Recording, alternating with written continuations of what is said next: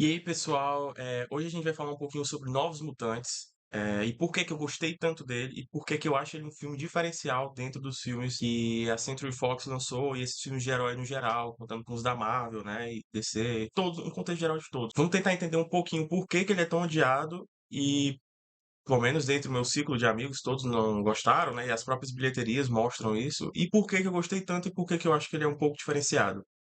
Meu nome é Caio Aragão e esse é mais um vídeo. Então, antes de começar a falar por que que eu achei esse filme diferenciado, por que que eu achei que ele trouxe uma coisa nova dentro do que estava sendo feito naquela época, lembrando que ele é 2020, então vários desses filmes de herói clássicos aí que a gente conhece desde que começou o universo Marvel já existiam, inclusive os anteriores também, né, do X-Men, do Homem-Aranha e tudo mais. Então, primeiro vamos tentar entender um pouquinho por que que ele não foi bem aceito, por que que ele é ruim.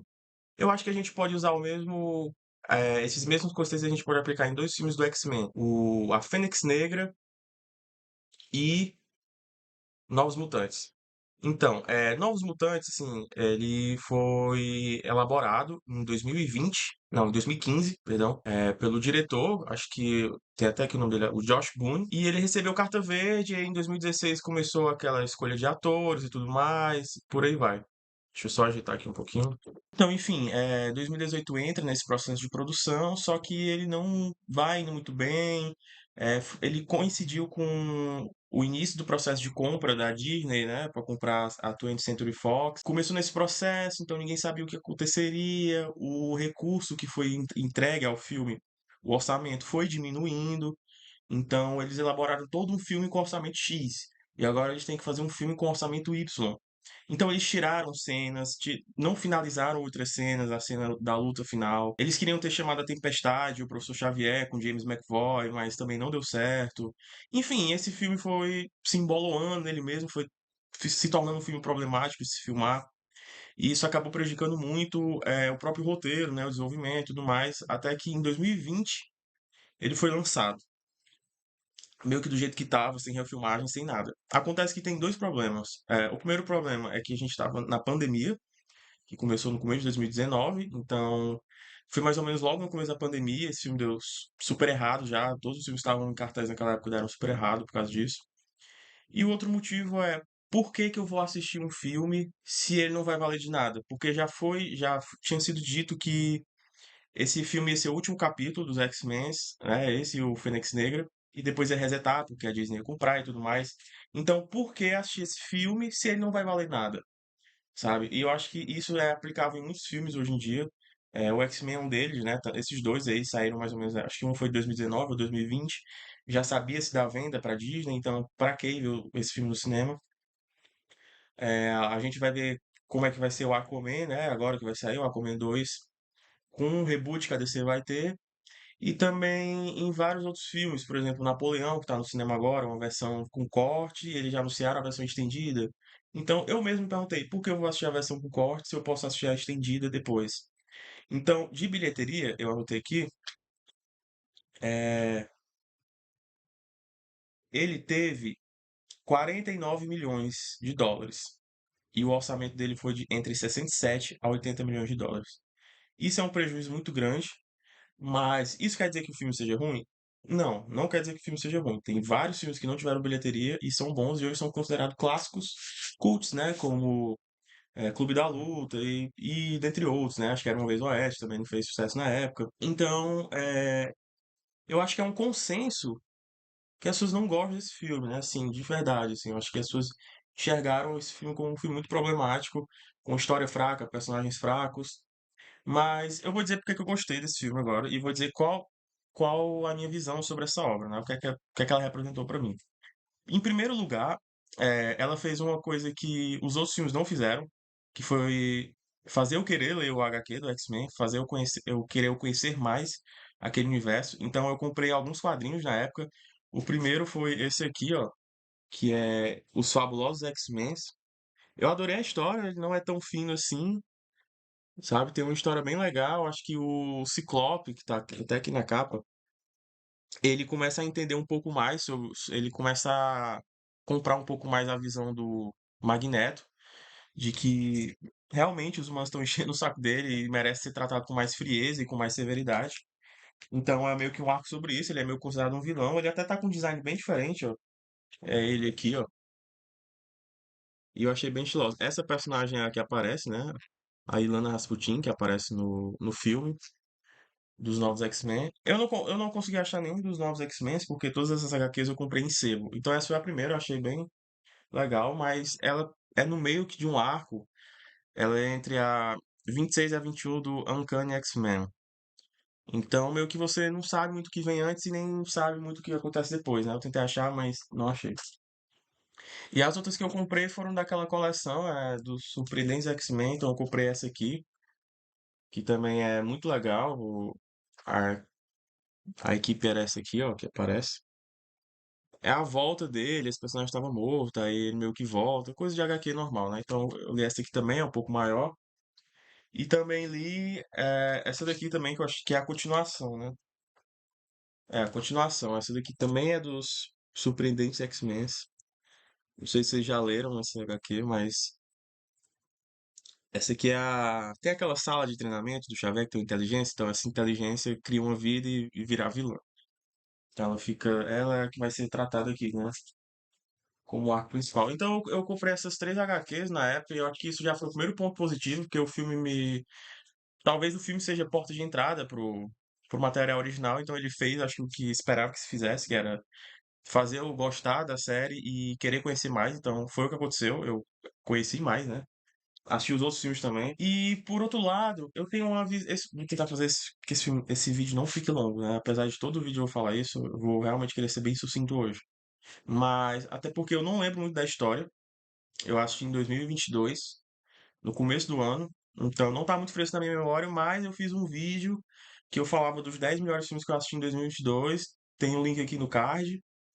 Foi um vídeo assim rápido também, que eu falo assim, dos 10 filmes que eu assisti em 2022, não necessariamente que são de 2022, mas esse é o 10º lugar. Eu falo um pouquinho melhor lá e eu falei quando ele estava mais fresco na minha cabeça. Agora ele não tá muito tão fresco assim, tô até com uma página aqui que fala sobre ele aberto. Eu achei esse filme interessante por quê? Porque ele apresenta uma metáfora de medo muito bem formatada dentro de um arquétipo fílmico. Então, ele para mim ele fala sobre o medo o tempo todo, do começo ao final ele fala sobre o medo e sobre o controle do medo sobre que fica na cabeça de uma pessoa, não importa o quão poderosa ela seja, não importa o quão independente e foda ela seja, e a barreira que ele constrói, né? Você não consegue passar daqui por causa do medo. Por mais que seja imaginário, seja, você não consegue passar não porque existe uma barreira de fato, mas porque você colocou aquilo ali. Então eu falar um pouco mais sobre isso, mas esse é o argumento principal para mim por eu ter gostado desse filme, porque ele apresentou uma coisa diferente. Ele é um filme menor, então ele se passa basicamente em um lugar, que é naquela escola que eles estão, barra hospício, não sei. Então se passa num lugar, eu já achei essa proposta bem interessante, né? Desenvolver um filme com vários heróis, teoricamente vários personagens fodas, num único lugar. Beleza, agora vamos conhecer mais esses personagens, né? A personagem principal é a Dani Moon, e antes eu queria falar que todo personagem tem um medo que cerca eles, todos. E a pessoa que tá ali cuidando usa esse medo pra manipulá-los, sabe? Eu vou falar um pouco melhor. Eu não vou falar muito sobre a história do filme em si, porque, enfim, é só uma impressão minha sobre o filme, não é resenha. Bota na Wikipédia aí, ou outro vídeo, que com certeza vai ter gente falando sobre, bem melhor do que eu falaria sobre esse filme. Mas enfim, a gente começa com a Dani Moon, que tá tendo ela é uma indígena, nativa americana, e tá tendo um ataque ali na aldeia dela. E o pai dela esconde ela, e a aldeia dela é destruída, e quando ela acorda, ela tá nessa escola. Esse é o começo do filme, e ela vai conhecendo os outros personagens. E você percebe que com todos foram assim, todos aconteceu uma desgraça na vida da pessoa, e ela acordou já naquela escola. E todos são mutantes. E a Alice Braga, né, que faz essa personagem. O elenco tem várias pessoas famosas, né? Além da Alice Braga, tem a Anya Taylor-Joy, tem a Maisie Williams, né? Acho que esse é o nome dela, que é a Arya do Game of Thrones. Você vai percebendo que todos estão ali por um trauma. E todos acham que merecem, tanto merecem estar ali, quanto não podem sair dali. Eles têm medo de sair dali. Porque a diretora, que é a Alice Braga, fica colocando esse medo na cabeça dela. Se você sair, você vai fazer outra merda, você vai prejudicar outras pessoas. Então tem a personagem da Dani Moon, que a família dela morre. Tem a personagem da Anya Taylor-Joy, é abusada, sofre uma violência, né? Tem a Maisie Williams, que é a que faz a Arya, que também tem esse medo. Eu não lembro exatamente qual é o medo dela, mas tem o personagem brasileiro, né? Que é o Henry Zaga, como Roberto da Costa, o Mancha Solar, que ele vira fogo e tal, tem um poder parecido com o Tocha Humana e ele queima a namorada dele, então ela morre e tudo mais, né? E todos eles carregam um trauma. E aí, qual é o poder justamente da protagonista? Fazer os medos virarem realidade, né? Então ele transforma o medo numa aparência física. E esse é o problema, sabe? Porque o filme já tá tratando sobre esse medo psicológico, sobre essa coisa que fica na sua cabeça. E aí vem a protagonista e transforma esse medo em real. Então, como ela não sabe controlar os poderes dela, e ela tá sendo constantemente pressionada, assim, pela diretora a ficar ali, não poder sair, não poder fazer tais perguntas. Ah, só um detalhe. Outro motivo para eles aceitarem ficar naquela escola é porque eles acham que, como grupo de mutantes, eles estão sendo treinados para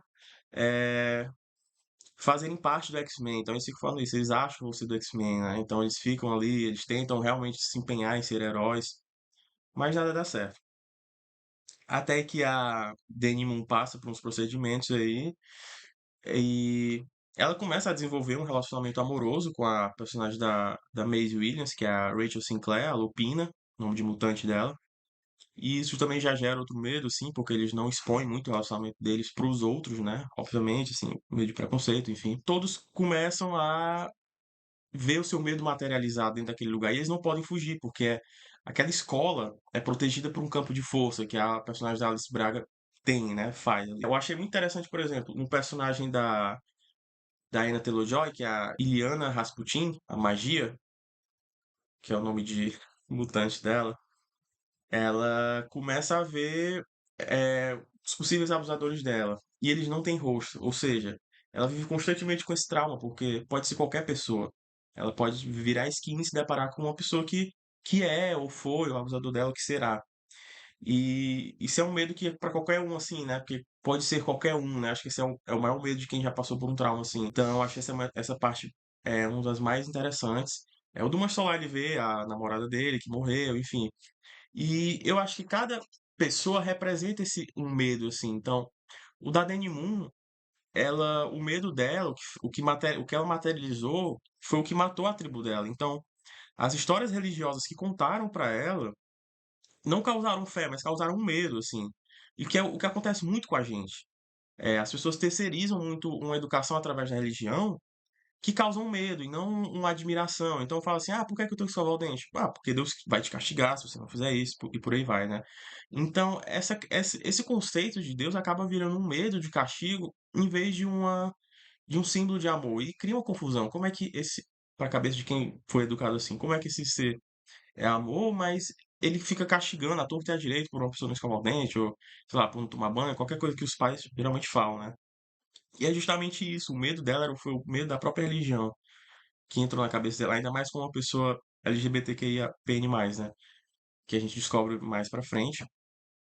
Então, acho que a religião geralmente entra em conflito com sexualidade e a própria maneira que os pais expõem isso aos seus filhos gera talvez mais uma confusão do que um certo norte, como é a intenção da religião primordialmente, né? Ser um norte na vida das pessoas. Então, acho que o dela já é um arco muito interessante por si só por causa disso, né? É o medo que foi colocado na cabeça dela que destruiu a tribo, né? Que é a própria religião deles lá. O medo já da magia é justamente esse medo da violência, né? Que ela sofreu. Então, ela passou por um trauma muito grande e esse virou o grande medo dela. Apesar de ela ser uma pessoa super poderosa, ela tem medo de pessoas que podem ser qualquer pessoa, inclusive pessoas muito mais fracas do que ela. Mas é um trauma é uma barreira que se coloca na cabeça. E o do menino é o do luto, né? Ele perdeu aquela pessoa que ele amava. E, enfim, por aí vai, tem outros. É porque eu não lembro, assim, de todos, mas assista que é muito interessante. Assim, eu não vou lembrar, mas também o que eu queria falar, acho que já está sendo explicitado. No final, ela passa por um momento de estresse, a Dani Moon, então ela cria todos esses medos das pessoas que estão ali em volta dela, inclusive da própria atual namorada dela, né, que virou a Lupina. E aí eles têm que se unir pra matar todos aqueles monstros e enfrentar os seus próprios medos. E aí o filme começa a se virar pra isso, né? Se virar contra os próprios medos. Inclusive, a própria Dani Moon não consegue viver com medo dela. E no começo do filme ela tenta fazer o oposto de viver logo quando ela chega na escola. Mas é a Lupina, diz, não, não faz, vamos conversar e tal, a gente se entende. E por aí vai. Então, são até pessoas que não conseguem lidar com isso e até optam por fazer coisas absurdas, né? porque é um medo muito grande que se tem. E isso é muito bem trabalhado dentro da narrativa, dentro do roteiro, está muito bem montado, apesar de todas essas problemáticas que aconteceram, né, na produção do filme. E no final eles têm essa batalha aí também, que sofreu com muitos problemas de roteiro, mas eu achei legal, achei ok, eu achei parecido com várias que tem por aí. É, tá muito quente. Ah, só um adendo, essas HQs que eu comprei, todas as três eu comprei no sebo da minha cidade e elas não foram tão caras, então acho que joga em estante virtual ou vai no sebo no centro da sua cidade, que eu acho que essas você acha muito fácil HQs assim. Até de outros heróis, acho que eu acabei comprando o do Homem-Aranha também, uma época, de volta ao lar. E todas são em contos, em R$ 20, alguma coisa assim. Mas voltando, né? Quando eles destroem os vilões, eles destroem também, acabam ganhando da personagem Alice Braga. E aí o muro se desfaz, e mesmo assim eles têm receio de passar, porque não era sobre a barreira física, mas a barreira que tá aqui. E é disso que fala o filme todo, é o que tá aqui dentro. E essa é a discussão do X-Men, né? O preconceito que eles sofrem e como eles reagem a esse preconceito. E a barreira sempre teve aqui. Então, mesmo quando o muro cai, o muro que a mutante colocava, eles ficam indecisos se eles atravessam a Celine ou não.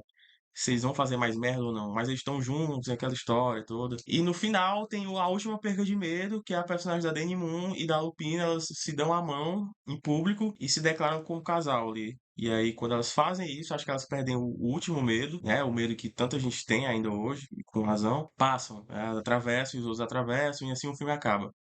Então, acho que esse filme, ele. Acho que eu tô me alongando mais, mas só pra concluir, eu acho que esse filme funciona muito bem dentro da proposta. Ele é um filme diferente. Ele não é aquele filme tradicional de herói, que é o universo está em perigo, né? O mundo vai ser destruído. Mas ele tem um problema dele, e o problema dele são os jovens mutantes, que são os novos, com um problema menor, assim, porque é a primeira aventura deles, né? Eles nem se entendem ainda, sabe? Então não adianta esperar que seja um Wolverine da vida e tudo mais. Enfim, eu acho que é por isso que esse filme funciona tão bem pra mim. Eu acho que nenhum filme trabalhou assim um conceito tão simples, mas de maneira tão sofisticada como esse, né? Se é que é possível, assim. Mas dentro do limite, dentro de todos os problemas que aconteceu, esse filme super foi bem, assim. Eu gosto muito dele, acho um dos meus favoritos. Do X-Men, inclusive, de vários filmes de herói. Isso não é uma opinião muito popular, mas enfim, é o que eu acho. E comenta aí embaixo aí o que é que você acha desse filme, se você assistiu, se não, se você acha uma porcaria, fala aí por quê. Só que assim, para falar mal tem que saber por quê. Não adianta só falar que é ruim e acabou. Então, explica por que é que você não gosta desse filme. Eu adorei. Então, o vídeo vai ficando por aqui, porque eu prometi que ia ser breve e já tá ficando muito longo. Mas a gente se vê na próxima com mais impressões aí do que eu achei das coisas. Até mais, pessoal.